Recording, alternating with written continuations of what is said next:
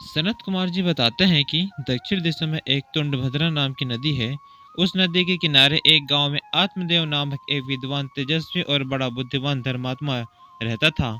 उसकी पत्नी, उसका नाम धुंधली था। वह अपने पति को बहुत दुख देती थी, किंतु वह ज्ञानी ब्राह्मण इसे ईश्वर की इच्छा समझकर उससे कुछ नहीं कहता था।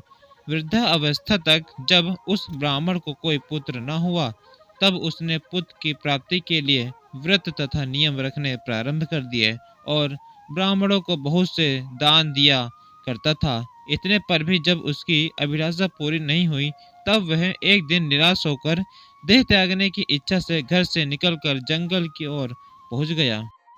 वहां दोपहर में प्यास से व्याकुल हो वह एक सरोवर पर पहुंचे। जल पीकर बैठे बैठे सोच करने लगे। उसी समय हरि इच्छा से एक महात्मा वहां आए। आत्मा देव ने उनके तेज को देखकर बड़े आदर से उन्हें बैठाया। उस समय महात्मा ने आत्मदेव को शोकाकुल देखकर पूछा, हे ब्राह्मण, तुम इतने चिंतित क्यों हो रहे हो? ये सुनते ही वह विप्र नेत्रों में जल भरकर बोला, हे महाराज, मेरे पूर्व जन्म में कोई ऐसा पाप किए थे जिनके कारण इस जन्म में मुझे संतान प्राप्ति नहीं हुई।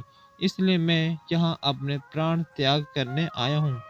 संसार में जिसके संतान ना हो, उसके धन संपत्ति तथा वंश को धिक्कार है। मैं ऐसा अभागा हूँ कि मेरी गौ भी बाज है और जिस वृक्ष को मैं लगाता हूँ वह भी फल नहीं। देखते रहिए इस वीडियो को और मिलते हैं भाग 2 में।